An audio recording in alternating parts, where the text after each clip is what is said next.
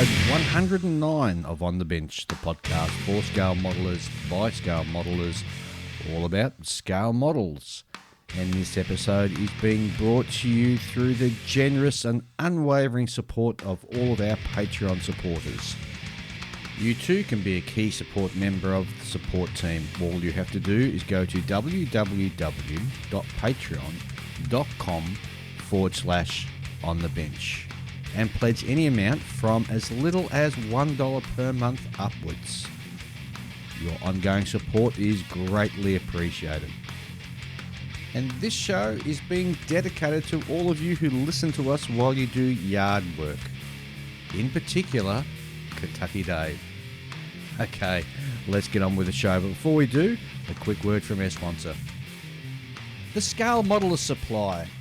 Certified Australian made, Scale Model supplies a detailed range of premium acrylic paints that have been specifically developed to cater to the scale modeler. Designed to be used straight from the bottle, SMS paints have taken all the guesswork out of airbrushing. Simply shake the durable glass bottle and pour and spray for a fast drying and extremely durable result. The ever-growing range of SMS paints will suit all types of model builders, be it military, train, car, science fiction or gunpla. SMS premium acrylic lacquer paints will have a colour to suit you. The Scale Modeler is also your one-stop shop for all your weathering, brushes, masking, tools and accessory needs. SMS paint tools and accessories are available either directly from their website www.scalemodeler.com.au or through stockists across Australia, New Zealand, Singapore and the US. And as a special bonus exclusive to our On The Bench listeners, you will get 10% off by using the promo code OTB when ordering direct from www.scalemodeler.com.au. So go now. Go to scalemodeler.com.au. We know you won't be disappointed. And hello and welcome to the show. And of course, in the studio, I've got Ian. G'day, Dave. G'day, listeners. G'day, Julian. Good morning. Oh, man down to this morning. Man down. I was cooking breakfast for us, and I got shot in the corner of an eye by a bit of bacon. Oh, no. Oh, it hurts, You took man. one for the team. I did, and it kind of hurts a little bit. Well, after all the bacon you've eaten, I'm sure some of it was bound to take revenge eventually. Exactly. Oh, it's like I was wearing my glasses. It would have got me right in the eye. Would have heard him squeal like a little girl. Like a little pig. Yeah. Get it? Hey, you know how wonderful bacon is? Mm-hmm. You know how wonderful chicken wings are? Mm-hmm. Imagine eating flying pigs, what their wings would taste like. There's a thought. There's a Is this thought what for you the think day. about when you're on the toilet, taking your morning dump, lost in thought? No. Or is this a modelling, like you're gluing something and you're like, oh, well, that would taste pretty good. No, I'm just thinking about how wonderful bacon is, and then I thought, well, you know, flying pigs. Imagine how good pig wings would taste. That'd be awesome. Yeah. Just random thought. Well, you could always feed Red Bull to pigs. Those stupid Red Bull ads. No. Hey, we should talk about modelling stuff, shouldn't we? That's an idea. Sure. And I got like 3 hours sleep last night. Oh, way to go. Good effort. Well, were you out partying, were you? No. You were clubbing? No, I was playing some stupid video game. Oh, it was a stupid video game you And played. it was just one of those cases where you're like, I'll just do this, I'll just do that, and then, you look at the time and, 2 hours of evaporated extra. Oh, jeez. And I was also procrastinating because I was working on the seatbelts, the replacement seatbelts for that FL282 Colibri. For the Musaru Cup. Yeah, which is like due tomorrow. Is it really? Yeah. Have you finished it? I've got the 2 shoulder harnesses done. All you got to do is photograph it. And then I got to do and then I got to flat coat it, paint the wheels, the black on the tires. How'd the decals go? They went fine. Yeah, I That's good. heard Let of good Stuart news. had some trouble with his ones or whatever. Poor Stuart's having all sorts of trouble with his rotors, with the decal. Decal's exploded apparently and just non-recoverable. The fact that my decals works, I think, gives me a significant advantage. Well, that's possibly true. But Also, it's all down to how the model looks and whether you've built it without any sort of flaws. yeah. Well, It didn't look too confident. Yeah, well, see, like, there's the only thing I'm not sure about is whether the rules allow me to put like aftermarket seatbelts on. I think they should. In any case, I'm not willing to build it without seatbelts because it's too big a model. Like, it's 35th scale. Yeah. So for it to have like seatbelts missing, it's like, and the thing's tube frame too. So if you didn't have seatbelts, you would fall off this thing. Exactly. To your death. Yeah. You know, you need seatbelts on there. It's not like I can like just hang a piece of rope on there and just say, oh, that's the thing that the guy hangs on to so he doesn't fall off it. So seatbelts in, flat coat, photograph, send it off. Yeah. Great. You know that on your small shoulders, you're carrying the weight of the Well, Cup. it's starting to sound like I might make it across the finish line just by finishing it. Just squaring away the basics of it would be enough to get me across the finish line and win. You know. Oh, don't underestimate Paul Stewart. Yes, that's true. Yep. Never underestimate, your opponents. And it'll be interesting to see what happens after this, whether the Mercury Cup gets expanded out to the other podcasts as well. Yes, that would be very cool. That'd be very cool. Oh, that would mean it'd be your turn, Dave, to carry us all on your broad shoulders. It's Dave versus the world. Oh, man. No pressure. No. None at all. Well, it all depends on what sort of model that ends up getting chosen for the next competition. I reckon it should be a car.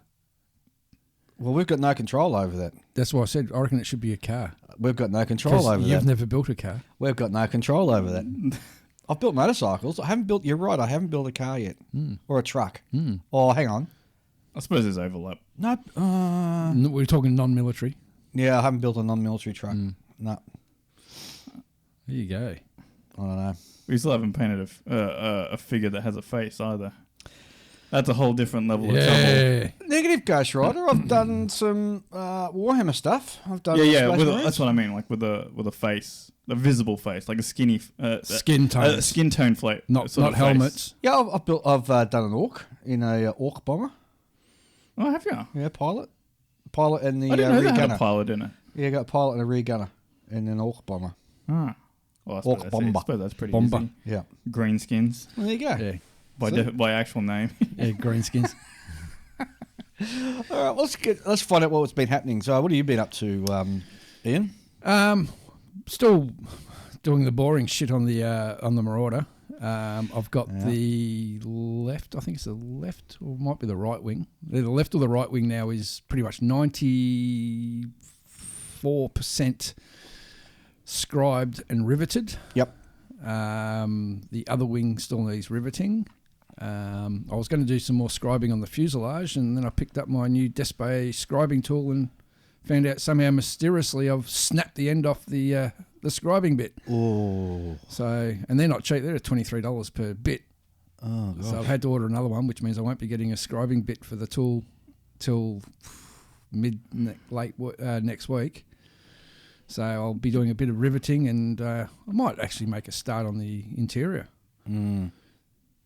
I've just got to get something that's going to get me back into the feel of it, because what I'm doing at the moment is boring ass work. Yeah. Scribing and riveting. Yep. It's not the most exciting, and you do have to push yourself to do it. Yep. But the rivets come up looking really nice on the wing, considering how many rivets there are at the wing roots. Golly. Well, since it's my turn, bringing it back to the Colibri, these fabric seatbelts that I've been doing. Mm-hmm. Oh, it's the most unfun thing I've ever I like the encountered in HGW modeling. ones. These aren't HGW, I don't think. No, I think they're some other company. But they're actual fabric. Yeah. Oh, are they paper? That paper material? Well, yeah, it kind of feels a bit like paper, Yeah. but it's supposed to be fabric or whatever. Yeah. And they do, like, as you handle them, they do like loosen up. Well, I was told by someone when you get those, the actual belts, is you take them off I suppose they got a sprue that they're on, Yeah, the, yeah, on yeah, the yeah. sheet. And you roll them into a ball. Oh. And then you straighten them out between your fingers, and that automatically makes them a lot more pliable and sits more natural. Well, are they pre-painted? They're not painted. They're fabric, right? Yeah, So, they're just okay. a fabric so they've got the colour. right color. Yeah, okay. Compared to the HGW ones that I did ages back, and which I just threw in the bin because I got the shoulder harnesses done. I'm like, this is ridiculous. In 48 scale, I'm like, I can't deal with this anymore. Those ones, the HGW ones, actually had like a white rear side to them. Yep. Which looked weird. So it's not like you could just throw them around any old how. You had to keep them Yeah, face up. face up. These ones are the same on both sides. Oh, that's handy. Yeah. So, and then they give you a very, very, very detailed and informative diagram on how to like build them up. Mm-hmm. The only thing I would add is that they actually specify a bit more like what a realistic length is, because like the whole thing is like adjustable, right? Yep. So like I cut a portion off the like, because there's like the shoulder, but all the straps. So you got like, you know, 2 lap ones and like 2 shoulder straps. Each one's made out of 2 belts. One that comes down part of the way, and then there's the bottom part portion which is more adjustable. Yep. And you know, like I cut a bit off one of them because I thought, you know, that's getting a bit ridiculously long compared to how they draw it in the diagram. The guy's that fat it wouldn't lift off the ground. Yeah, I think it'll be okay because like I don't know if you noticed this. Sorry, when people do any kind of especially like the Eduard photo etch, which are fixed length, right? When they put them in a cockpit, the shoulder straps drape all the way down. Like they run down the back of the seat, Yeah, and they nearly hang across over the the floor, and then hang over. Like they're ridiculously long. Yep. But when you think about it, when you sit in the seat, it doesn't even come down to the bottom of the seat. You know, like to the horizontal portion, because that's where your ass is. Yep. And it's got to land in your lap. Mm. So it's actually going to be a lot shorter than you think. Yep. Right. So I think a lot of models probably have like far too long belts in them when you think about it that way. Could be. Will be. I don't know. Could be. All I can recommend is you go and have a look at reference photos of cockpits and actually have a look inside a real one. Well, the thing is, all right, in a real cockpit, a lot of the time, like if it was actually like an in-use vehicle, they'd probably just toss the belts aside after they got out of them. And they probably just drop down the side. Yeah.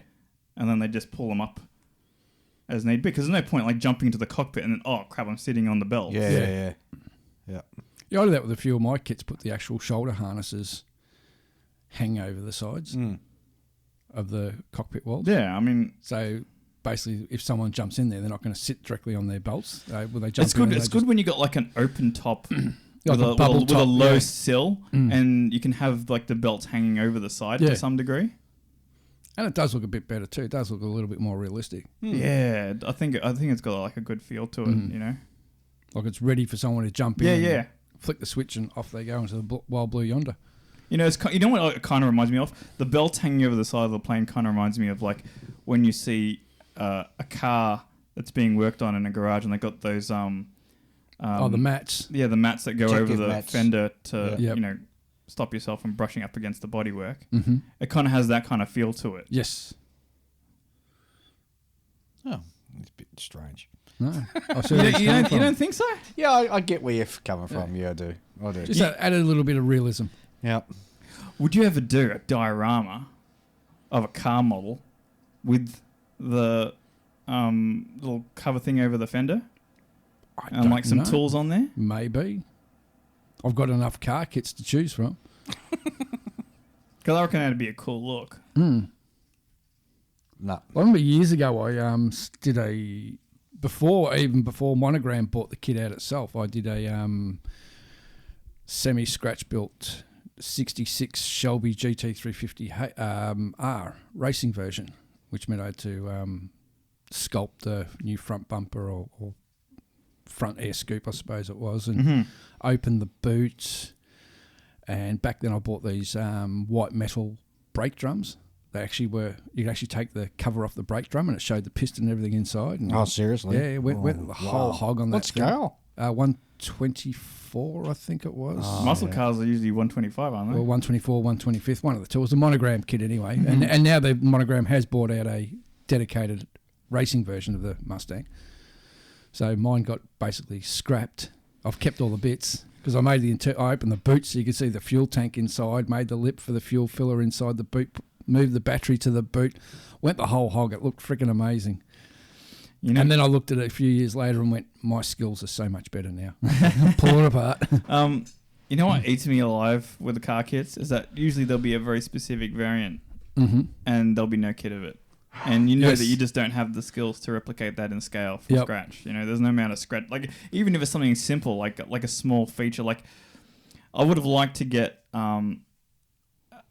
is it a Charger or a Barracuda or something like that? It's got like a very distinctive, like intake sort of bulge kind of dealio that pops up through a hole in the bonnet so that, you know, it can take in air. Yeah, you can get that. Yeah. That's the, I think the Super B. Super B's had those. They got a little square letterbox in the middle of the bonnet that can actually open and close. Oh, it's sort of like a bit like V-shaped on the front a little bit, and it's got like two little holes. And it was. Hang on, you're not thinking of the Ford Thunder. What is it? I can't remember. In any case, Ford built dragster, and they had that big teardrops air scoop. On the bonnet with the oval holes. No, it's not an oval thing. It's kind of like it doesn't matter. It doesn't matter. What I'm saying is that, like, there's no... you would have to go aftermarket for something like that. And there's probably no one that really does that. I've been having a look. There's actually a lot of stuff aftermarket for cars. Yeah, there is. A lot of stuff I didn't realise. Mm. But you know how it is, like, you know, like a 71 Charger will have like these minor differences between a 71 and a 72, but you're really stuck on the 71 and they'll only make a 72 or something like that. Yeah, it's like the section just at the back windscreen where you got the body, the roof meets the boot line. Yeah, and they change it between the Chargers, and if you don't have that specific one, that's like you go out and you buy I think it's the Monogram or Revell Dukes of Hazzard car. The Charger, the orange one. Mm-hmm. It's not the right Charger. Yeah, it's just close enough. It's just like, oh, that's a Charger. It's a different, yes. The back shape is of the windscreen is different. So it's a different model to the one that was from the original TV series. I'm so excited for you too. I'm glad you are, Dave. Let's put it into a way that Dave can explain it. So you know how ships, how they'll change the conning tower like every so often. They'll just completely rebuild everything above the deck. Aye. Yeah, it's like that, and you can't get the one that you want. You know, like you're trying to get a 350 scale British aircraft carrier. Yeah, all right, let's not go there. But I bought an aeroplane. Oh, last week. Oh, very good. What'd you get? Yes. I know there's one person in our club will be very, very happy and quite surprised I bought this. And I bought a Hasegawa 48 scale Mert. Oh, you bought the Mert. I bought the what I consider to be one of the ugliest vehicles ever to put wings on. It's not as bad as the French stuff, is it? Oh, look, the 1920s and early 30s French aircraft, really, nothing can beat them hands down. But what about the ugly one done by Martin Aircraft Corporation? That really... Which one was that? Oh, it's a weird one for the US Army Air Force. That's a weird looking thing. Yeah. Built in the 30s. But the Mert, that's just this big long barrel with a weird tail that slopes forwards and two big radial engines bolted one behind each other. Oh. High speed reconnaissance. Yeah, build it? Well, I didn't buy it to look at it. It's funny you say that because there's a lot of modelers who do buy things just to look at them. Yeah, true. No. I bought it to build. I went as far as I opened the bags and fondled the plastic. So. Oh, you had a good sniff, did you? I had a good sniff. Oh, yes. there you go. Did you like what you see? Yeah, it's not bad. I've pre-ordered the Edward photo etch set for it, of course. Mm-hmm. Who's it made by? Hasegawa. Ah, right. Okay. Yeah. When it comes to 48 scale Second World War Japanese aircraft, you either go Hasegawa or Tamiya, and I think that's about it, really. Yeah. There's true. fine molds. Yeah, fine molds, yeah. I do a lot of things. Yeah. Stay away from Fujimi.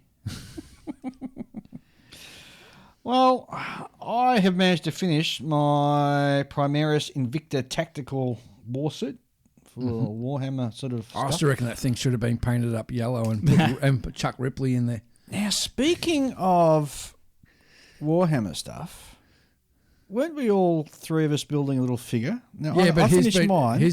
But Julian's got a great excuse for not finishing his yet. What's That's that? right. Missouri I Cup. got to finish this silly Missouri chopper Cup. thing. You can't do two things at once? No.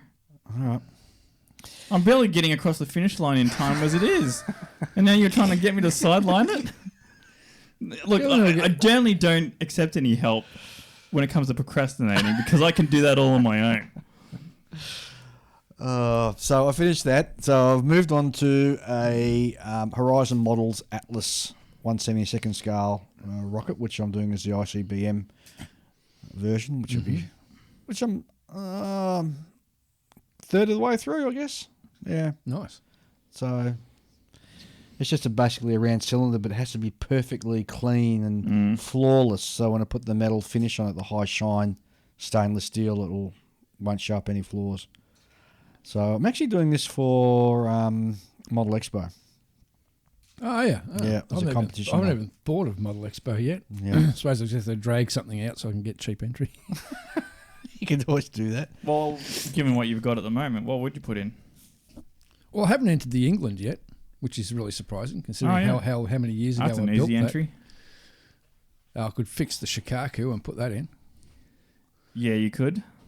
It's a bit of work to fix that Shikaku. Well, think about it this lift way. the deck and re-put the deck on. They'd be going to the same category though, wouldn't they? Yeah. So don't do that.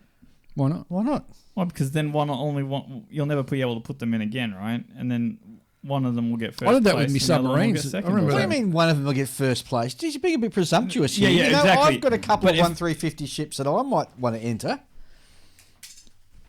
Best case scenario is what I'm saying. Best case scenario, you'll get first and second. Oh, first and second now. Yeah, best case scenario. That's what. It doesn't always work that way because I remember one year I put in, I think it was 11 submarines. Remember that year? Yeah, I put 11 I do, and yeah. I got a first and a third. Plus I got best AFV club kit for that year for some reason. I don't know why. But yeah, they gave me that trophy, which thank you. Yeah, but like best case scenario, what happens if the Shikaku gets second place and you're just looking at this thing going, oh, what? So what? Yeah, It means I only got in for a few bucks rather than $15. Yeah, It but, is what it is. but then you have to like go, well, I guess I should build another ship for next year. Why not just put one in?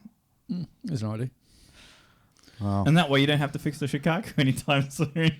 Well, I was actually thinking, this is putting it way out there, that if we do go to the States, I might bring the England with me.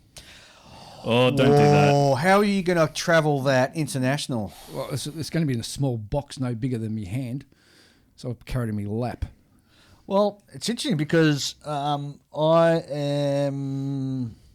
I thought if I'm going to go to a model show, I may as well enter something. That's true. Yeah. Well, I'm actually booked in for my vaccination next week, so things are moving forward.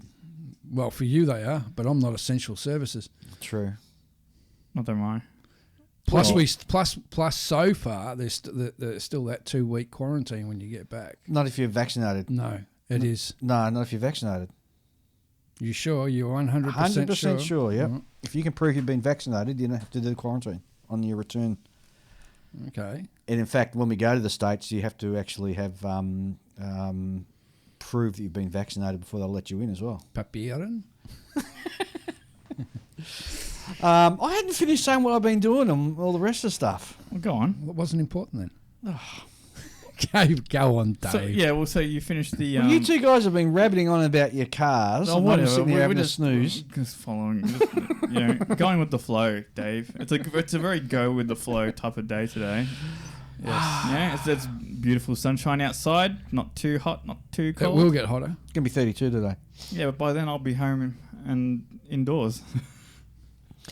So I got called away up to New South Wales for the floods. So I got deployed up there for a week. Mm-hmm. One of the things that we miss out down here in Victoria is because we don't have any large military bases near us, we don't miss out on seeing all the aircraft flying around. So I got to enjoy F-35s doing night ops while I was up there flying overhead. So that was cool. Hmm. But apart from that, I didn't see anything else. 'Cause I was working 13, 14-hour days.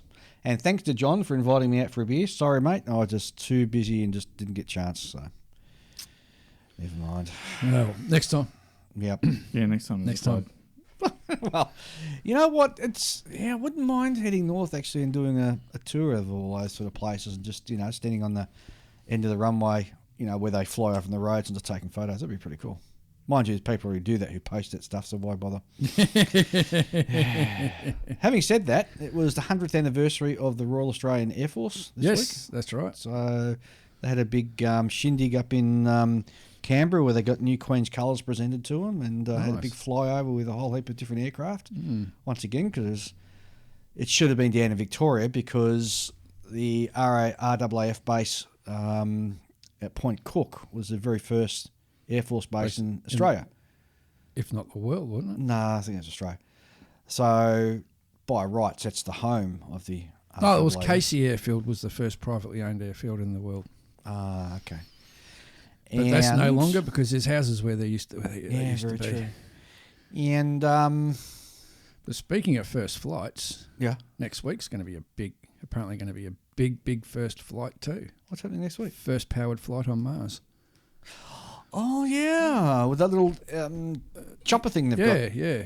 Ingenuity or whatever it's called. How's it going to fly in the low atmosphere? It's got really big paddle blades. Actually, you'd need them. So it's like a Karmov, those Karmov Russian helicopters with Yeah. one blade on top of each other, but they're really so big, wide. counter-rotating, yeah. And they're really big, fat blades because of the thin atmosphere. You need the big, fat blades. Like the Germans used to have on their late war Focke-Wulfs. Yep. Had the really big, fat blades so they could do the high altitude. Yep. Where the air's a lot thinner. So that should be quite interesting. Very, very interesting. We'll have to wait and see. Yeah, I've been keeping my eye on that every day. I'm surprised there's not more models on the sort of more Me current. too. Like, I would love to see a model of the Curiosity because that's a big vehicle. Yeah, it is. Well, a lot of people think, it'd be the size of a shoebox. No, it's the size of an SUV. Yeah, there Thing's is. massive. There's a lot of 3D stuff that's being done, and you got to sort of print it yourself. So in that world, and in the real space modelling part of our hobby, there's a real subculture of 3D printing because they're doing all of the Elon Musk rockets and all that sort of stuff as well. Yeah, but see, like all the SpaceX stuff, there's actually quite a lot of people out there that are really enthusiasts about Look, that. I agree 100%. I really do. As long as it's in 1/72 scale, I reckon it'd be awesome. Check it out on Shapeways. You'll probably find something. Oh, you never know. Hey, I need to do a quick shout out for a fantastic little thing that's popped out. KLP Publishing have got a new special build guide. It's for the Special Hobby Tempest Mark V in 1/32 scale. It's a 226-page ebook where Chuck Sawyer undertakes a forensic examination of the Special Hobby 1/32 scale Hawker Tempest kit, combining it with Barracuda Studios' resin node upgrade, and he leads us through all the pitfalls of construction and of integrating the resin nose and propeller into the kit. In that So 200, what, the kit, the base kit is not correct. yeah, Right. and in that tutorial, they've also included, in that ebook, they've also included a tutorial on decanting spray cans for airbrushing, and also working with HGW's wet transfer decals. So go to klp.com.au to have a look at that and some of the other stuff they got there, which is really cool. And of course, don't forget to listen to all our other podcasts around the world. We've got the Scale Model Podcast, which is out of Canada. G'day, Stu. Plastic Model Mojo, the guys from Kentucky. The Plastic Posse Podcast, scattered across the US. Model Geeks Podcast, great bunch of guys. And also Just Making Conversation out of the UK. So don't forget to drop by, have a listen to them, and also leave a rating on whatever podcast app you're listening to, just to help all those shows get up into the analytics. Yes. So it's all cool. Model shows are happening around the place. We just recently had the Phillip Island Car and Truck model show. Yeah, I saw some photos of some nice work. which looked to be jam-packed full of models. So the tables were groaning from what I could see.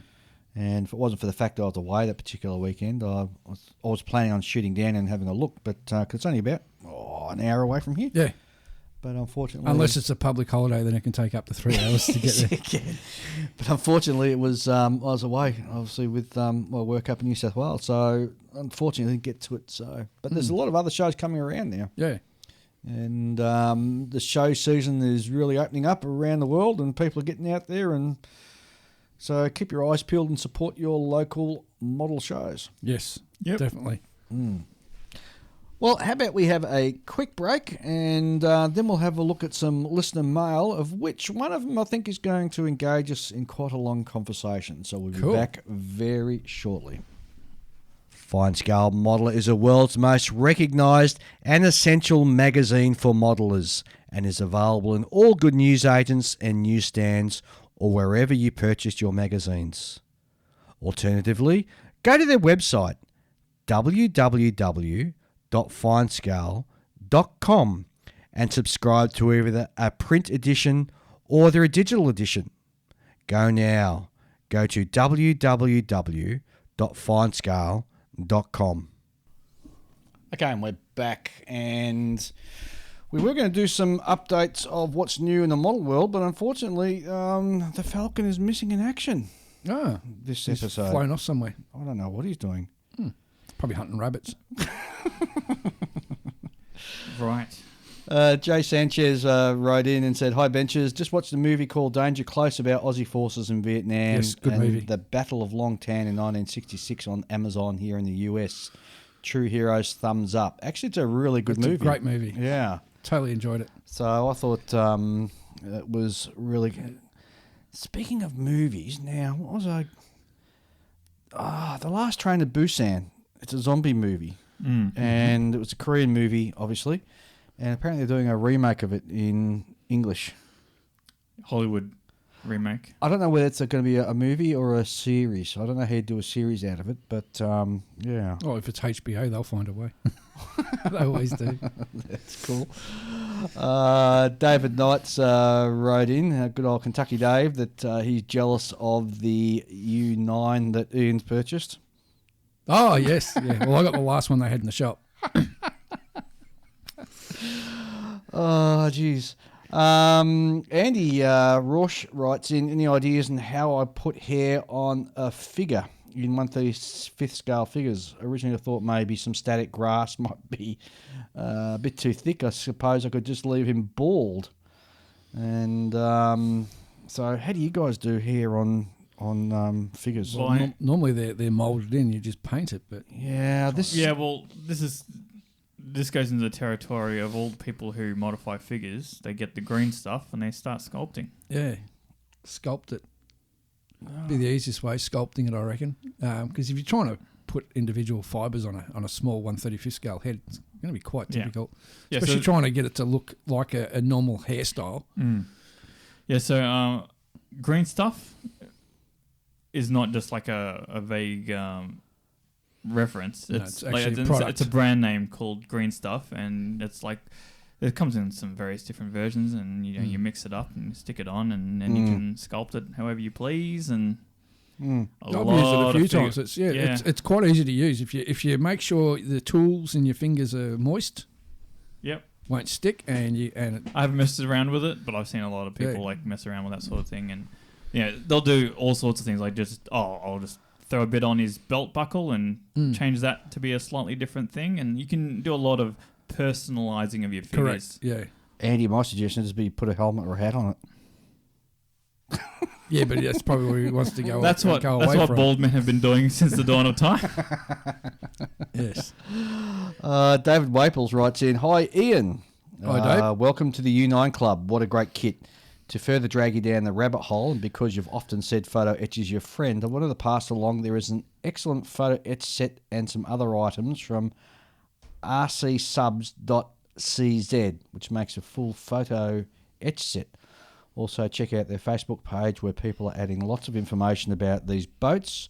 Otto Gertz from RC Subs website is also finishing up An improved bay for the stack, which includes better rendition of the pressure hull. 3D printing is your friend. Otto's Facebook page is also worth a look for U9 details. You also mentioned that Ushi van der Osten has the dock. They also did a masking set for the non-slip, but I don't see that one anymore. Have fun with your build wherever you are able to get round to it. Take care and stay well. That's from Dave Waples. Thanks, Dave. I've written that down now, so when I get home, I'll check that out and spend some more money, I suppose. The one thing I've heard, the only real major drawback I've heard about that kit is the flexibility of the masts. Is they're a bit too flexible. Oh, okay. So you're going to brass them. Yeah, okay. Brass them. Can I just go off on a quick tangent? Mm-hmm. No. So you know with the whole feral type thing, the little pedestal things that you mount boats on. Yes. I saw an interesting model where rather than having them located sort of equally spaced in the middle. The finials, you mean? For the finial, those things. Yeah, those things. Yep. I always forget what they're called. Whatever.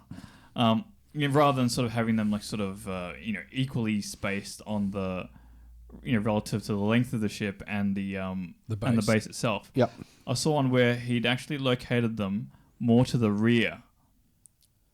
Yeah. So Right. that you've got like one sort of roughly in the middle of the ship. Yep. And one at the rear. Towards the and stern. then you've got like this long out hanging part of the bow. Yeah.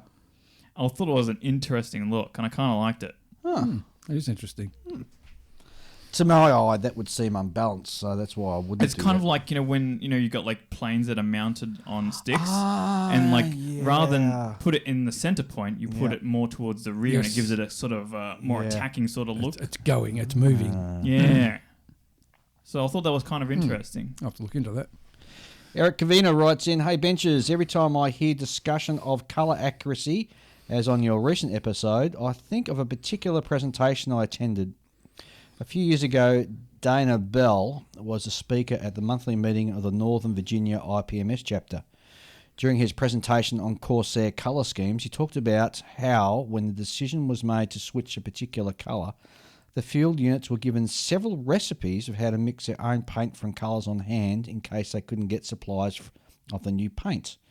Aside from the fact that the various mixes probably only yielded approximately the same colour in the first place, I can't imagine some guys in the middle of the war in the Pacific were meticulous about measuring out ounce for ounce proportions to course paint it to ensure they had the exact precise colour mix. Just so some guy would be justified in criticising a model 80 years later. I think you gents have the right of it. The world does not order itself precisely just because someone wants to have the one true answer. Keep building." That's Eric from Northern Virginia, USA. Wise words, Eric. Wise words. Absolutely. And, it's something I'm always sort of, more keen to sort of delve into or not more keen. I'm less worried now about getting 100% representation of the colour. Close enough, so I think is good enough. Well, in with a lot me, of it's if respects. I'm happy with the colour, that's what matters. And don't forget, once you put your weathering on it and all that It sort of changes stuff, the colour, particularly for armour, it's going to Oh, change. it changes the patina and everything. Yeah, eh? absolutely. Yeah. I watched this interesting video last night. It was about synchronicity and how generally most things in the known universe trend towards chaos. Like no two things are the same, things go in random directions, that sort of thing. And the synchronicity is like the sort of exceptions to that. So like the idea is that with regards to planes, models, tanks, whatever, is that, you're going to have, even if they all came out of the same factory looking the same, they'll eventually all start looking different. Correct. Because you'll have some that were sitting inside getting worked on more often than the other. You'll have some that were destroyed and replaced. You'll have some that were Funny repaired. you should say that. I just recently read an article about there was a big discussion a while ago about the caramel coloured Zeros, the grey brown colour, Yeah. the early model Mitsubishi Zeros, and a lot of people are saying that there's a difference between the colour around the cockpit and the top of the inner part of the wings is always a lot darker than the rest of the airframe. Mm-hmm. And what it was is when they were out in the field, they had these big tarps that sat over the canopy and went across halfway across the wings and same equidistance across the fuselage. And being out in the Pacific sun, the rest of the airframe would chalk out. The paint would chalk out. And that's why you had the very light-coloured rear ends and nose ends and wingtips, light-coloured, and then everything else was still a nice dark colour. I think I recently saw something similar about Zeros. Yeah, around the cockpit, there's like a distinct, like sort of and square outline. you can actually see. And a lot of people thought, oh, it must have been like that. Maybe they bolted a new rear end or an old rear end onto a new airframe. No, they showed photos of all these Zeros in a line with all these big tarps over them, and exactly where the tarps are is where the colour differentiation is. And like even if you're talking about like battle damage and getting repaints and things like that. Yeah. Like there's no guarantee that they're going to get the exact same mix of paint. It's like, you mix up some and then you paint it and then, oh crap, I need to do some more. I'll mix up another batch and you didn't get it the same ratios, right? Yeah, well, our listeners in America, especially the ones who have been to see flakbait, would know straight away when you look at the wings of flakbait, you can actually see where the patches are, the repair patches on the wings. And it's a totally different green. Like it's more an interior green than the exterior colour. Yeah. And there's all these patches on the wings. And they haven't actually put the original colour back on. They've just put what I presume would be the undercoat colour of the time and left it at that. The only time, I guess, is where I'll really sort of... but you build all your stuff new. My armour, I don't. Some of my armour, I don't. It's a ship thing only, is it?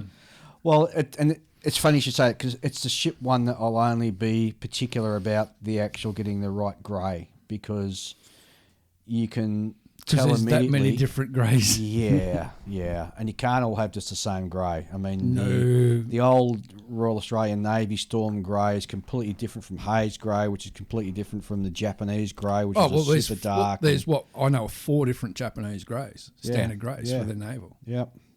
Depending what arsenal they came from is what colour they were. Exactly right. From what little shipbuilding I've done, I know that I had a lot of trouble trying to figure out what grey is which and you know which era it's in because it's like old haze grey and there's like new haze grey talk about it's a minefield, isn't it? Yeah, it's like the 30 Shades of Grey or whatever it is. It's like that's the real grey bonanza right there. It's almost not worth thinking about when you just need to get them roughly correct relative to each other. Fully agree. Patrick Neff writes in, "Hi guys, my name's Patrick and I've been listening to your podcast for almost a year and a half now. I love your guys' show and although I really only build aircraft, I find it interesting regardless of the subject being discussed. I am a US Air Force F-16 pilot and my fiancée often can't understand why after a long day of being around real fighter aircraft, I would want to come home and stare at models of similar subjects. I can tell you that painting a model is much more relaxing than operating the real thing. Although she may tell you otherwise, as a litany of swear words arises from my modelling bench as I inevitably mess up my project. My job requires me to move around the US frequently, and I have yet to find a good way to transport my various models, most of which are World War I biplanes. Oh, yeah, they're tough. What techniques have you guys found to keep your models safe and secure while moving them? As always, keep up the good work and happy modelling. Cheers, Patrick." Well, World War I biplanes. Remember we spoke to... Dave Johnson at Expo that year. And we had him on when we were talking about the demise of Wingnut Wings. No, there was an earlier episode we spoke to. We were at Expo and was it Richard Alexander maybe was there? We were talking to him and asked him how he transported his kits. And he used plastic throwaway shopping bags. Yeah, that's Dave Johnson. Dave Johnson. Yeah. And scrunched up in balls. Yep. In a box, put your kit in another bag. Yep. And just fill the rest of the bag up with crunched up shopping bags. Yep. And he reckons he flew from Tasmania to New Zealand to Australia No problem. And he actually ships his, because he builds for clients around the world. Yeah. And he actually ships them across the world like that with no issues. Yeah. So that'd probably be a way to look at it. Where do you find shopping bags like that though these days? Yeah, the old disposable ones. I don't know whether they have them in the, like in the US when you go to Quickie Mart. Yeah, and I know. And you buy those. Quickie, mate, is that an actual thing? I thought it was a Simpsons thing. You mean 7-Eleven? I'm pretty sure Patrick knows what I mean, but yeah. In any case, like they're going the way of the dinosaur. They're getting rid of those things. Well, the number one thing is always pack your kit in a separate bag. Yeah. So if anything does come adrift, it's going to be in that bag, Contained in and the you're bag, not going to be rooting around a box full of plastic bags or maybe those little white peanuts, those little foam peanuts. Yeah, the trouble with them is that they do compress after a while. Oh, not so much that, but if you use those little plastic or those foam peanuts, if you haven't got enough in them, they'll separate, so your model can sink to the bottom of the box. Yeah. So you've really got to have a good bed of them underneath and on top to make sure it's secure. I try to think about it. Like the idea of putting like a model in some kind of a cardboard box, that makes my eyes water. Remember we had that guy on who was talking about... Because like cardboard boxes just get mashed in the mail all the time. Well, what I did once, I had to ship... That's right, to ship an F-15, 48 scale F-15 from Melbourne all the way up to Brisbane. And basically I just went to the local foam distributors, which is Clark Rubber. Clark Rubber, yeah. And bought some offcuts of foam and then just basically cut out the shape of the aircraft and cut out inserts, so I could literally just drop the aircraft into this foam cutout, which had supports underneath it, supports on top, and then close the lid, and you could literally kick this thing. And the foam absorbed everything, and the aeroplane, not one thing fell off it. See, I think you can do stuff like that with certain subjects, but not with others. Yeah, there's some things you just... Like the plane has enough, like sort of fairly stiff, strong areas that you can afford as long to as have you've got firm thing. Yeah, you got to make sure that the landing gear has not got any pressure on it. Yeah. Same as the wings and the fuselage. It's all got to be basically nice and solid. Do you recall we had that guy and we were talking about building, episode we were talking about building in batches, and he was building all those... it was ME-109s or FW-190s. Oh, yeah, yep. And he had a system where he had a plastic tub and... Steve Keogh. That's right, yeah. And he was using the aircraft wings, much like in a filing cabinet, you put the files in and it hangs. Yes. The same principle for hanging the aircraft via the wingtips. I did that a few times and came up a few times also that... It actually damaged the paintwork on the top of the wings. On the top of the wings? Why? Well, because it's sitting in a V, yeah. If it moves around a bit and if you've been sitting in there for a while and jiggling around, it can actually mark the paint. So you'd have to have some sort of foam protection around that part of it. Yeah. And the thing with foam too, also, you've got to be careful with under certain heats it can get tacky. Yes. And then you end up pulling your plane out. It's got all this half melted foam all over it, which you don't want. Yeah. I'm more concerned about shocks and things like that because I think it's inevitable that your model's going to move around in there. Yeah. And you're going to need to allow for a bit of that without damaging it. But then it's got to be stiff enough. It's a pretty difficult thing. I mean, like I think the plastic bag thing sounds good. But at the same time, I'm almost sort of like the way I imagine it is that you would want sort of stiffer sort of cushioning on the outside, and as it works its way in towards your model, it gets a bit looser. So there's going to be some give. He's in the military. Why don't you just grab an old Pelican box with the foam inserts and use that? You can't get anything more solid than a military Pelican box. Hey, I'm just impressed with how a Viper pilot riding goes. Yeah, me too. I'm not a modern jet fan, but I love the F-16. I reckon the F-16 is just one of the sexiest aircraft ever made. Let me just say that with the packing thing, you can't, if you listen to someone say, "Oh, I did this and it worked," that's probably a bad idea because he could have just lucked out. Yep, like me. Exactly. I mean, it could have just lucked out. You don't know what circumstance, because those things go into a big cage with like everyone else's parcels. Yeah. And everyone else's parcels could be, like a company that ships pillows for a living, in which case you've lucked out. Or someone that ships heads from V8s. That's right. Exactly. And the last thing you want is someone dropping a V8 head on your nice model kit. Exactly. And then they're not gonna, so what you're saying is a wooden box. That's what I would I would use a wooden crate. box. Get a crate. Honestly, I would actually use a wooden box. I guess it depends. I mean, is Patrick sort of just looking for something to take with him so he can build while he's on a deployment somewhere, or is he looking when he sort of moves from one location to another? I mean, a big like difference. we all know that like you can probably ship via mail a model that hasn't been built. Yeah, that's no problem. But if you're shipping a model that has been built, that's a whole different game. Especially if it's got like pidot tubes and other things that can break off it. It's like, I remember like one of our club mates just brought in his car a model, like there was a biplane, and he brought it to club, and then he opened up the box. He's like, oh, it had basically been squashed by the box. Oh, he put the lid on the box. Yeah. He closed the lid on the box, and somehow, one way or another, it had like completely collapsed the entire top wing. It was stuffed. Oh. It was really stuffed. Oh, did you see poor Tony Jacob up in Queensland? No, what happened? Oh, he's one of our biggest fans. Oh, hang on, he's moving house, and the tribulations. Yeah, poor guy. And he had his lovely wife was driving the car, and he had a ship. It was an aircraft carrier, and it was sitting on the front seat, which terrifies me alone because if you hit the brakes, it'll go. Anyway, so she gets all the way to where he is, and she says, "Look, honey, it's all nice and safe." And she gets out of the car and she grabs a handbag, which is underneath the model, and then the model goes crunch into the wheel well and the footwell. Yes, I saw the photos. Poor Tony. Oh man. Yeah. What can you say? Yeah.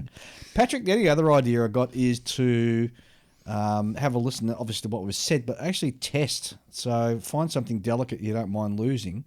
Try it in a couple of these different ideas we've suggested and see how it actually travels at the other end. Yeah, apply science. Yeah, like get an egg and glue a couple of sort of pidot tubes to it. Yeah, but you'd be surprised the egg is actually surprisingly strong.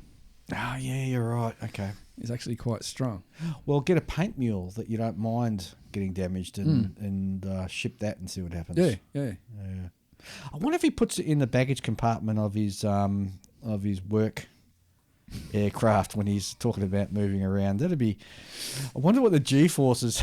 Just he put a bottle in a box and apply, like -4G or something, or positive 6G, and see what happens. See how well it handles a bailout. and I'm tipping probably that the little baggage compartment, if there is indeed one in an F-16, probably isn't pressurised either. So what happens to it when you get up to 40,000? See, like this comes back around to what we were talking about earlier about you wanting to bring the USS England to the US. That is a hairy proposition. Yeah, it's only a small kit. I can carry it in my lap. Yeah, I still don't think that that's a good idea because I'd challenge him to actually. Because it's not too big. No, it's a small ship. As long as you don't cry when the TSA rip that thing open. No. You talk to the TSA and say because you'd carry in one of those poster tubes. You'd slip it in. It doesn't matter. And just write on there, this is not a bomb. No, because you're carrying it with you, and just explain to the guy before you put it onto the into the X-ray thing. Hey, this is the model kit. Can you be really super careful with it? They'll scan it and see it's just full of plastic, and then they'll be fine. I saw a photo of some guy who uploaded a photo to Twitter or something where he purposefully left the latch open on a box, knowing that the TSA would inspect it, and they broke the lock. What? Like the latch was already open. It was all unlocked. All they had to do was just lift it open, and they still broke the lock off. Pay peanuts to get monkeys. Well, yeah. Honestly, just bring a car model. It's not going to get broken, is it? The final email we got is from... I hope I get this right. Oh, God, here we go. ULTAN. Ultan? Ultan? Ultan Rooney. And this is actually something we're going to sort of spend a bit of time talking about. So Ultan writes in, "Hi guys, I've been listening to your podcast for a while and really enjoy it. I think you have a great mix of personalities. That said, I feel I must take you to task on your generalisations about model kit manufacturers. I think you are doing a great disservice to less experienced modelers by categorising all kits by certain manufacturers as, I quote, crap, and all kits from other manufacturers as great. My experience with kits is completely different. This might be because my modelling interests are different from yours. These days I've moved from military modelling to airliners, civil aircraft, helicopters, trainers, and special scheme or display aircraft in 1/72nd and 1/44th scale. The problem with generalising about kit manufacturers is that most companies rebox older kits and kits from other manufacturers. So if you buy a 1/72nd scale Tamiya, which is known as a good manufacturer, helicopter kit, it is extremely likely to be an Italeri mould in a Tamiya box. I'm currently building a Hasegawa, another good manufacturer, S3 Viking in 1/72nd scale in NASA markings. Even the new boxing of this kit contains 70 era moulding with raised panel lines and poor fit. Definitely not just an add glue to the box and shake and bake for a great kit. But then again, I have no problem with building difficult kits. And he goes on about talking about seekings, and I could give you many examples of the huge variation in kit quality from different manufacturers, but I think you get the point. Maybe some better advice would be for people to check out their references before buying a kit, such as at scalemates.com is a very good source of information. There are many kit reviews on different modelling websites. Google is your friend here. So in general, I find it better not to generalise about things. Thanks and keep up the good work. Ultan. Discuss. So, I have a problem with people taking issue with generalizations. Oh, here we go. Oh, geez, Right. right in for the kill. Yeah, so, yes, there's always going to be exceptions to the rule. Everyone knows there are exceptions to rules. But that's why generalizations exist, so that you can just paint with a broad brush and people can get a rough idea, right? Because the newbie modeler doesn't have time to go through all this sort of detailed investigative work when they just want to get a kit. Yep. They just want to get given simple advice like probably should stay away from that manufacturer, probably should go in this direction instead. Right? Well, They're not going to have like complex information like, oh, this kit of a specific brand is good, but that one's bad, and maybe you should go with this one, and you know you're overcomplicating things. Yeah. Look, by and large, here's my take on it. Particularly for new modelers, you want to steer them towards a kit that is not going to cause them issues. You want them to build something first off that they can look at and really get their juices flowing. Yes. So it's going to be a 1/72nd scale Hobby Boss Airfix even or something like that. Yep. That'll be fine as a starter. Where I get really wound up with kit manufacturers, and yes, sometimes we're generalising, but where I get really wound up about model kit manufacturers is when I buy an Italeri kit, for example, and I already know that I'm in potentially for a hard time with an Italeri kit, but then I open it up and it's a damn reboxing of a Hella kit, you know? Or, like we said earlier, like Ultana actually said, you know, you buy a Tamiya kit and it's an Italeri plastic on the inside. Yep. That's wrong.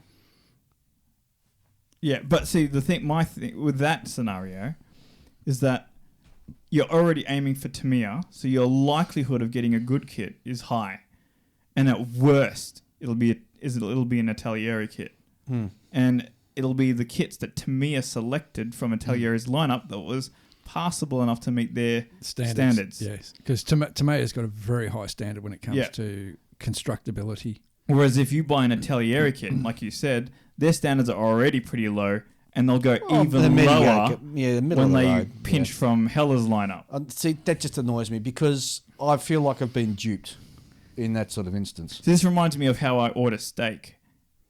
right? Oh, here we go. So you know how like when you order steak at a restaurant, they'll ask you how you want it done, right? Now I like mine done medium rare, but I'm not guaranteed that I'll get medium rare.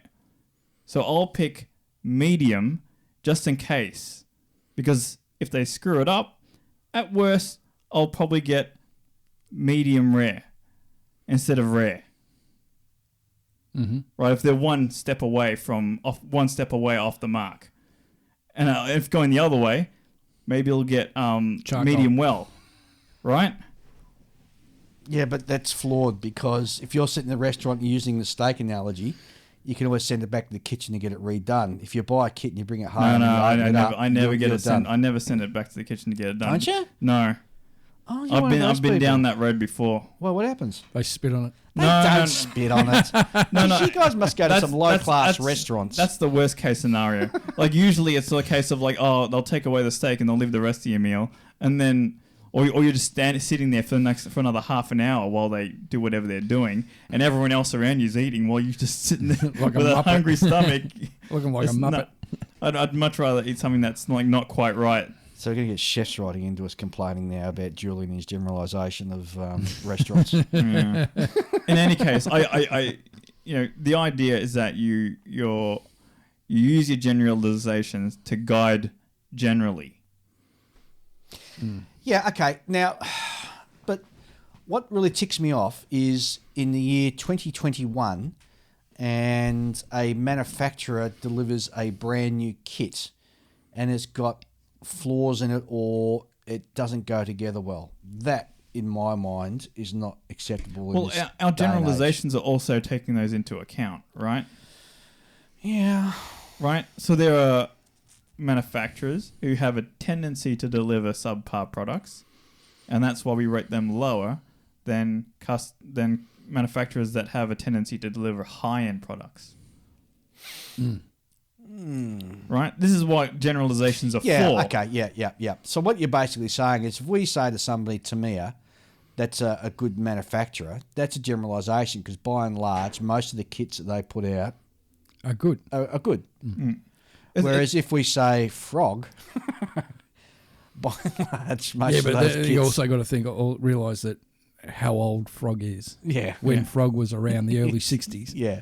They didn't quite have the pattern making and the tool making and the laser cut and computer assisted CAD drawings to help them with. True. Back then. True. And they still have, still using the same old molds from the 60s and 70s, still producing. Yeah, and they're just In fact, reboxing them. can you buy Frog these days? Oh, you'd probably I be don't able to count, find them no. somewhere in Eastern Europe, I presume. No doubt. We're talking about giving advice to newbies. So when you're giving advice to newbies, you don't want to overcomplicate things with a 10, 20 long list of complicated instructions. You're a newbie. Here you go. Have a Kitty Hawk Sukhoi. You want to say you want to say stay away from this brand, and maybe if you can find Till get your this brand. skill levels up. Yeah. Till you can feel you can handle something that's going to Also, it's not like we're saying, so Mr. Newbie, you should probably stay away from Special Hobby because not every place sells Special Hobby, right? And Special Hobby aren't the shake and bake kit. They're a great kit. Yeah. They look fantastic, but they need a fair bit of work because you're dealing with resin and photo etch as well as plastic. Yeah, but I wouldn't necessarily say stay away from Special Hobby because the chances of them coming across Special Hobby is unlikely. They're much more likely to come across a bad manufacturer like Italieri, who are very commonplace. Mm-hmm. And that's why if on the other end of the spectrum, you're saying, here's a good kit that you should buy, I'm not going to tell them to go buy Hasegawa because you can barely ever find Hasegawa. Yeah. What use is that advice? They won't come across it. And the early Hasegawa's it's much better to say, go find a Tamiya kit because you can go anywhere in the world and find a Tamiya kit. Yes. But see, here's my thing. You've got Bandai, you've got Tamiya, Take-On, I'd rate them pretty as a good fit kits. Mm-hmm. You've got these manufacturers who've got a benchmark set at a certain height. Why can't all the other manufacturers lift their game and meet that benchmark in the production of model kits? Probably cost. No, well... You think how much money a company like Tamiya would be bringing in a year? Yeah, but but they're still able to make a profit. Otherwise, it wouldn't be here. Yeah, so, but that's what I mean, because they're such a large, well-established company that they can afford to go that extra step. Whereas you're looking at these smaller ones like Special Hobby that don't have the financial backing that Tamiya does, and they can't. They physically don't have the cash in their back pocket to go that extra step. I get that for companies that are first starting out, but I mean even. No, see, that's the thing. Like, there are companies that have come out in the last couple of years. Well, you're right. Like there, your Dora Wings. they're delivering pretty high quality kits. Yeah. They got their teething issues because they're still an early company. They're still learning how to play the game. Well, look at. But they're already delivering products that are better than what Airfix are. Yeah. Look at Wingnut Wings when they first, God rest their souls, when they first their kits first hit the market. My God, that was just eye opening. They had the money though. Mm.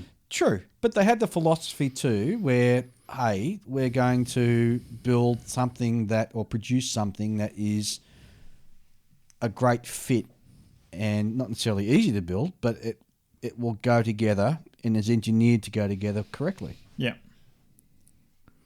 And if people want to spend their time, and I've got no problem with people who buy kits that have sort of raised panel lines and all that sort of stuff. Well, that's fine as long as you guys understand what you're getting into. And by and large, you probably purchase that kit because there's no other kit available of that particular model that you're after. Correct. That's fine. Yeah.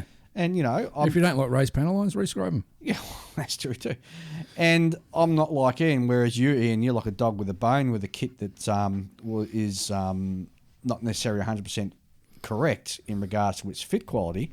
I'm of that mentality where life's too short to be stuffing around sanding and reshaping plastic. I want to build something that will go together correctly first time. But on the other hand, it raises your skill level. Yes, it does. And that's why I like tackling these things, because I'm always learning something new.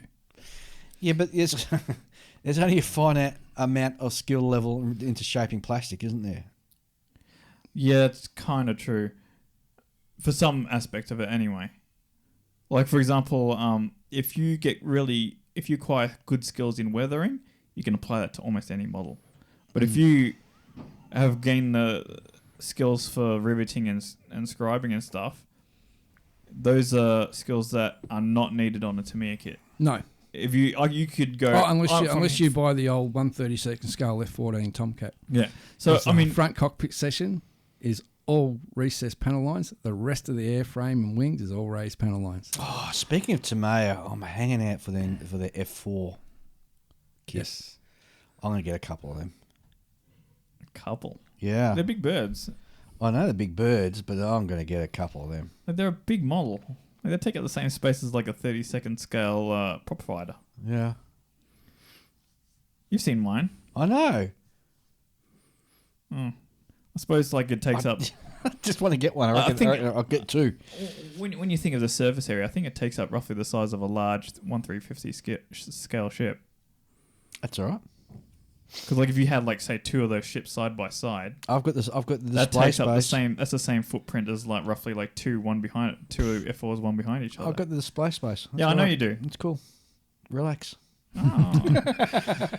Look, can you see me right now? I am reclined. I am in a very relaxed position right now. Slope back in your chair. Yeah, that's right. I mean, Almost got your feet up on the desk. If I'd be any more relaxed than this, I'd be in a coma. Oh, jeez. But also, and I'll agree with him on the point where even I'd recommend it to newbies who are starting out, let alone people who have sort of been around for a little while. Definitely do your research and have a look at scale mates, because that'll give you a good indication of what the history of the kit is. Mind you, it doesn't help people like me, where I'll be in the model shop and go, "Oh, shiny, that looks good." Just grab it. But we've all been bitten by that one. If you've got in mind of a particular model you want to purchase, do a bit of research first and just have a look at it. And by all means, go to Scale Mates and check it out. And when I rubbish a kit, it's because I've had experience with that kit. That's just my personal opinion. Yeah. And, and again... For example, my rubbishing of the Airfix Canberra. Yeah. Yeah, mine's still half built. It'll probably never get built because it's just a crap kit. Yeah. overpriced for what I got. Mm. And you had all that issues with the warping of it, didn't you? The warping that it cost me nearly 80 Australian dollars, and I got warped fuselages like bananas. You could have sent it back, written to them, and got a replacement. Oh, yeah. I could have. But you know me. I'm stubborn. I just persevered until I gave up on it. Now I'm just really in the fire by working on that Marauder. See, yeah, and here you go. You're working on the Marauder, and I mean, how much time and energy you're putting into that? Yeah. But then again, you can't get another kit in that scale, can you? No, So not yet. you've No one's forced it. making one. No one's making one yet. ICM might bring out one eventually. Yeah, eventually. Once But- it usually happens once I've finished. About a week after I finish is when the new kit gets released. I mean, the ICM one will be recessed, but at least it'll still be a bit rough though. Yeah. Little bit, not too much. Mm. Oh well. But the old monogram kits, they look great. They look great, Are you but gonna end there up are with issues with some of them. Are you going to end up with another super delicate, shaky nose wheel like that B25 you've got? Oh yeah, probably. Probably. Can you get Probably. Can you get replacement undercarriage? I haven't looked, to be honest. Mm. But then again, it's a pretty solid looking lump of plastic, that front undercarriage leg, so it should be all right. Should You be, know- he says. Should be. You know what? I wonder how feasible it would be to get like a pedestal style drill press add-on to your Dremel type tool, and then bore out the center with accuracy. And you Of- replace of- it with of- a wire rod. Yeah, and replace it with a wire rod. Yeah, but you're still going to have that problem where the Because as the front undercarriage leg goes down, you got that little bit that curves out where your wheel sits in. Yeah. So unless you do what they did with Tamiya with their F15s, where they actually had a steel pin that went all the way through into the Yeah, stop that. front wheel, which looked pretty stupid. Mm. There's no wheel. The only way around it would be cast one out of brass or something. But well, that Mitchell's been sitting on that floppy front undercarriage leg for 15 years or so now, and it hasn't done anything. So, Yeah, but there are flimsier ones than that. oh yeah. Just look at the Tiger Cat. exactly. I was going to say the Tiger Cat. That's got some seriously flimsy front undercarriage. Back to the email. So, Yeah, so, thanks very much for writing in. Appreciate your Feedback, yeah. Oh yeah, absolutely. And look, I'm quite happy to take sort of a bit of a knock on the chin or a kick up the bum, but and I fully agree with what he says. Always do sort of research into the particular kits you're going to purchase. And look, I guess because we've been modelling for so long now, we tend to get a bit jaded with particular manufacturers. Correct. But there's a reason for that being jaded, because we've been bitten a number of times in the past. Yeah, we don't want other people to get as jaded, especially not early Yeah. on before they've even stepped foot. And having said that, some of these kit manufacturers we're talking about, they do have the good kits in their range as well. Yeah. But again, just go to different forums, go to Facebook pages and check as it out much what as other I- people are saying about particular kits. As much as I like to rubbish Airfix over their over some of their kits, I've still got some kits in my collection that are Airfix, and I reckon they're quite nice. Like that F4 you bought. Was it Wildcat? Oh, the Hellcat, Hellcat, yeah. the F6. F6, beg your pardon, yeah. That I've got the Export Sea Fury, the Walrus, which looks freaking beautiful. The Heinkel. Oh yes, the old 72 scale Motorhead Heinkel. I forgot about that one. Yeah. You going to build that? Yeah. Hurry up, I want to see it. You want to see it in all black? Yeah. All right. They're going to look hot. All right. What sort of black are you going to do? You can't do black. No, I'll use like a tire Tire black, black, or yeah. something. Yeah. Yeah, just so it's not too stark. Of But course- I've got to do some major changes to it, Yeah. because the album cover is an artist rendition of a Heinkel. Oh, okay. So if I want to follow the album cover, I've got to. Oh, you make can do some it changes. exactly the same as the album cover. Yeah. Which means I've got to find a Heinkel. Oh, what were those big bombers that Heinkel made? Not the 111, the one that had the two engines and the one to sell. They kept catching fire. 117, the Grief. Yes. Yes, because I need to get a turret, one of those little dome turrets. Because on the artwork for the Motorhead Bomber album cover, on the chin of the Heinkel, it's got one of those round turrets. Cool. So, yeah, it'll take a bit of modification. But it'll be a kit that'll be built with the undercarriage up. Oh, cool. 'Cause it's flying. So you can get spinning props. Oh, I'll just cut the blades off. Yeah. Cut the blades off, that's fine. Fill her up. It's not meant to look accurate. It's meant to look like, well, not accurate as a proper Heinkel model kit, like a show winner. It's just going to be something to stick on the desk. Cool. And, of course, if you want to write into us, you can. You send us an email to onthebench64@gmail.com. We welcome all comments. And to make Dave's life easier, write phonetically. Oh, please do. Look, you guys really laugh and you diss me, but you know what? Of course we do, because we're mates. That's what we do. That's what we do. And English is his second language. Yeah. What's my first language then? We have no idea. Yeah, we don't know. It's not English, that's for sure. This is, just because I suffer from a bit of dyslexia. Yeah, fine, poke fun at me. Lystexia. Go on. That's Laugh all right. away. It's all right. It's ongoing. I'm pacing myself. All right, I think that about wraps it up. Unless you guys got anything else you want to sort of talk about. Be a nice short one this week. Yeah, sounds like it's going to be a short one. I'm just going to go back and finish riveting the other wing. My plan is to get the wings done Yeah. for this long weekend. And Julian, you're going to work on the... Oh yeah, I got to work on the lap belts for the Colibri. I got to get them done today. Don't throw the Calibri away. I'll have it after you're finished. Yeah, you can have it. Damn thing. I'm so over it. I am so over it. I'm procrastinating. I think I've bought and then refunded like 3 video games just because I'm trying to procrastinate that hard. Oh, seriously? Yeah. Over the last week and 2 weeks, yeah. Oh, I just don't want to. Especially the end these is belts. there. The end is there. So it'd be so easy to just not finish these belts and just slap the bloody wheels on it and call it done. Hey, did you fix up the rotor issue? What are you doing with that? Because it was hard to sort of mount it, you were saying. No, like they're all like they're not complete. The rotors aren't completely done. I still got to paint like black on the hub type section. Yeah. But other than that, it's pretty much done. Actually, last Friday night was funny. Was it? Julian brought it to the club meeting, and just to watch his face turn a pale white when I actually picked up the rotor blades, and I just held in it, and just to watch how much they were drooping, and just to see Julian just go from a normal skin colour to just sheet white. Yeah. Yes. There are other adjectives that I would use to describe that. My initial thoughts. Yeah, the fear that gripped me. Yeah.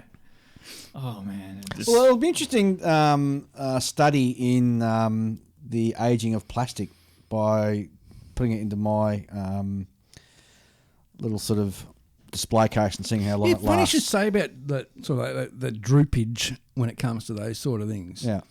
Like years ago, I bought and built the Planet models 148 scale Triebflügel.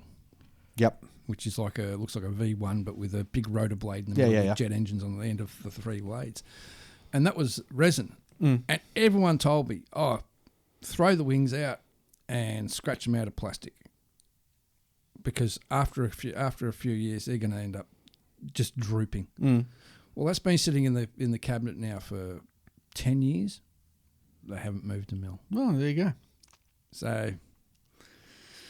suppose it all comes to the environment they're sitting in. Yes. If they're getting sunlight or a bit of heat, it warms the plastic up, they're going to droop. And you got real temperature extremes where you live. Oh, where I live, yeah, definitely. Every now and then you'll see like a resin kit at a model show and it'll have the droopy wings. Yeah. But you know what? As modelers, particularly for helicopter blades, you're really after that droop. Yeah. And so to get it naturally in the model you've got, Julian, you should feel quite blessed. Yeah. Feeling so blessed right now. I bet. Yeah, like the Pope himself came in here and hit me over the head with his scepter. Mitre. Isn't it? Well, I don't know, whatever they use, you know. Don't think the It clocked Pope's me. going to accept us. Clocked me over the head and I'm bleeding. So All right, blessed. let's wrap it up. Ian, Photo etch is your friend. Julian, If you're going to buy from Mini Art, buy their armor vehicles. Don't buy any of their other weird things. They should stick to tanks. They're good at tanks, right? Everything I hear about their tanks, A-OK. This thing and the thing that Stuart's building, ugh. well, let me tell you from experience, Mini Art is complicated, man. I've built one of their armored cars and it's complicated. Well, that sounds a bit edgy. Oh, it's complicated, man. Seriously. Don't, yeah. Mini Art, it's for the seasoned modeler, that's for sure. The seasoned modeler. Overcomplicated. Whereas ICM, I built an ICM kit once. It was great. Well, that little Model T Ford. That was a great kit. That's a very modern kit. Yeah. Modern ICM. Old ICM doesn't have a very good reputation. Oh, really? Oh, some of the kits are a bit hit and miss, yeah. I think, yeah. I built their, or partially built their Yak 3, I think it was. Mm-hmm. Is it Yak 3? One of the little fighter, that World War II fighter that is usually usually see it painted like white and red.